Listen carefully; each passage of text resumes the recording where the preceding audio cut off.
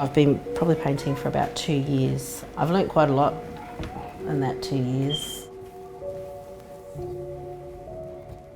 I didn't learn traditionally, so I feel like I am now learning traditionally, but through spirit rather than through being taught. I went through a lot of struggle, and that's where being creative has helped me.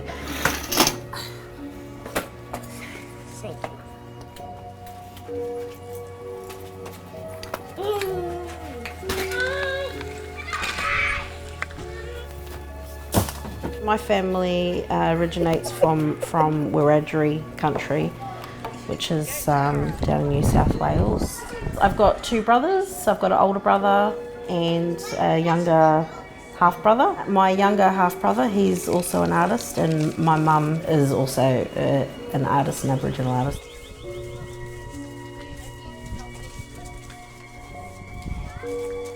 They choose a bit of a different lifestyle that I want for my children to see, so I kind of choose to stay away. I'm trying to break the cycle of not working and drugs and that kind of scene. I don't want my children around that alcohol. And even if it means having to step away from family, then I will do that. It's going to change my children's life. It's going to break those bondages that our family's been in for so long. Ready? Yeah. Don't forget to kick your legs out and then bring them under. Legs out and then under. Woohoo! Do you think you can push yourself out now? That's it. Do that again. You're doing it. My father had died when I was about 4. He was in a car accident. I think my earliest memory of actually being made to be separate from my mum was at my father's funeral. My mum turned up there and she got told to leave, basically. That was when I first realised, oh my goodness, I can't see my mum. Obviously, you know, my mum wanted to raise us, but my grandparents took her to court and fought for us, basically, and she really didn't have a leg to stand on, being Aboriginal and not having any money and stuff like that.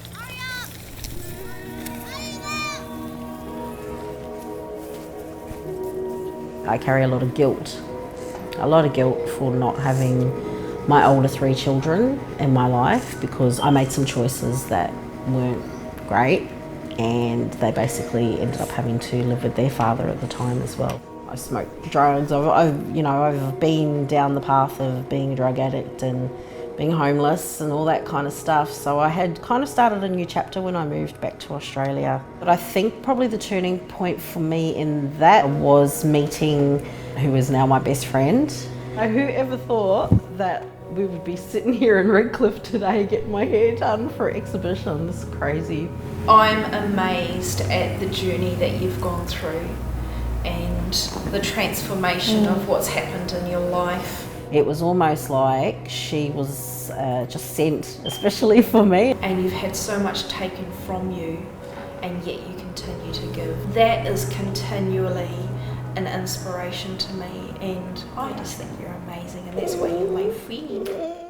But I also just wanted to say thank you for, even when you've had nothing, you've always had an open door for me. And that showed me that even when I have nothing to give, I can still give, and I can still persist on and love people, and you've helped me. You've taught me that. If I can help people to release some of the anxieties and depression doing art, then that's really my aim. You would be nervous. Yeah. I was a little bit coming over, but now I'm just seem more excited. Yeah, you're gorgeous and ready. Yes. Yes.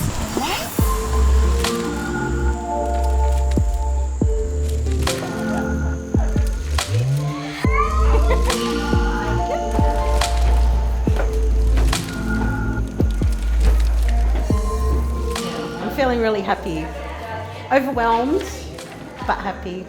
Yeah. Thank you so much. People were starting to say how good my paintings were, and I didn't believe them. I really just thought it was my friends saying that to make me feel good about myself. So I started kind of sharing them on Facebook and seeing, am I getting many likes, or what do people really think about them? And obviously some people connect and some people don't. So I thought I'll take it one little step further and do Instagram, because I know I could have reached a bit of a wider audience that I couldn't reach on Facebook. Genevieve from the gallery had seen one of my pictures, and that it kind of all stemmed from there. Well, when I first met Anita, we really got into this real deep connected conversation about her story. And after that, I simply was just so inspired by who she is as a person, as a human. All I wanted to do was paint. And that's the beauty of the gallery, is that all I have to do is paint. They do the rest. Mum's just going to do a bit of painting. I don't always have like a picture in my head unless somebody's said that they want something specifically. I feel like the painting takes me on a bit of a journey, and sometimes I'm quite surprised with the outcome myself. I've been trying to start selling my paintings because up until now I've pretty much done them as gifts and things like that for people. This one here is pretty much about my journey and about my emotional journey, and I did that at quite a tough stage in my life when I was just actually finding myself especially in art. So that's one of the earliest pieces. A lot of the time I basically have it sitting here with everything and I go to and from, so I'll paint, I'll do quite a bit while the children are playing and everything's done, and then I'll get up and I'll do dinner, or I do things during school time as well. I actually stumbled across Anita's work through Instagram, so it came up in my Instagram feed, and instantly when I saw her work it just spoke to me. This one's called Tree of Life. So when I felt like I was starting to really expand what I was doing and opening up a little bit more, trying to, figure out what kind of artist I was. The imagery that she uses is very contemporary, still has that ground roots of her origins, but the way how she expresses that through an array of vibrant colours, contemporary media, is just amazing. This is really personal for me. This is me on a canvas. This is my time out, my emotion, everything on a canvas, yet someone else can see it and they're blown away by it. We might need the other yogurt as well. What is this? Morning tea. Yogurt? Yep. Go wash your hands with soap. Thank you. I think when depression and anxiety started to set in, I needed something to do, and I found some canvases up the road that someone had put out the front of their house.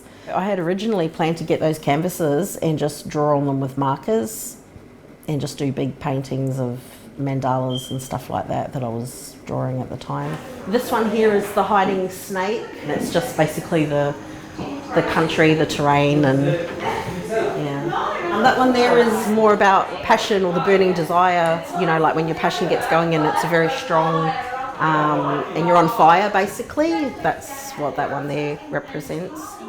It's therapy for me, and I believe it's therapy for a lot of people. My goal in life is to work with women and children that have suffered trauma. Thank you for everybody that has come along today, and Genevieve, if you hadn't had approached me, there's no way I probably would have had the confidence to even look out to ask a gallery to represent me. That one just flowed, that one kind of just came out, and it wasn't until I finished and I was looking at it thinking, what the heck is this? And then I literally heard like swamplands. So I got on Google and Googled swamplands images, and a picture came up that was so similar to that. I'll go put this in the cage. I'm constantly doing, because for the children I'm everything. I'm mum, I'm dad, I'm auntie, I'm uncle, I'm grandma, I'm grandpa, I'm everything. Painting really is my reflection time, and I think the children have really cottoned on to that. When mum's painting, we go and do our thing while mum does hers, and that's how it helps me. It gives me my space and it gives me my time to be able to ground myself, basically. once you move away from that cage that has the red drinker on it, he comes out from there and there. Just want to say a huge thank you to my besties, to my family over there, and the aunties that are my family, sister and brother, Kalka. I'm so glad to be sharing this with you all. So thank you. Thank you. I think everybody has like a hidden outlet, basically, and I think we go through so many different things before we actually find it. I think it's just don't stop searching for that. Don't stop searching for your authenticity, who you really are, not who your family tells you you are, not who society, the media tells you you are. You actually really have to be true to yourself and be honest about what makes you happy and what makes you of service or can make other people happy.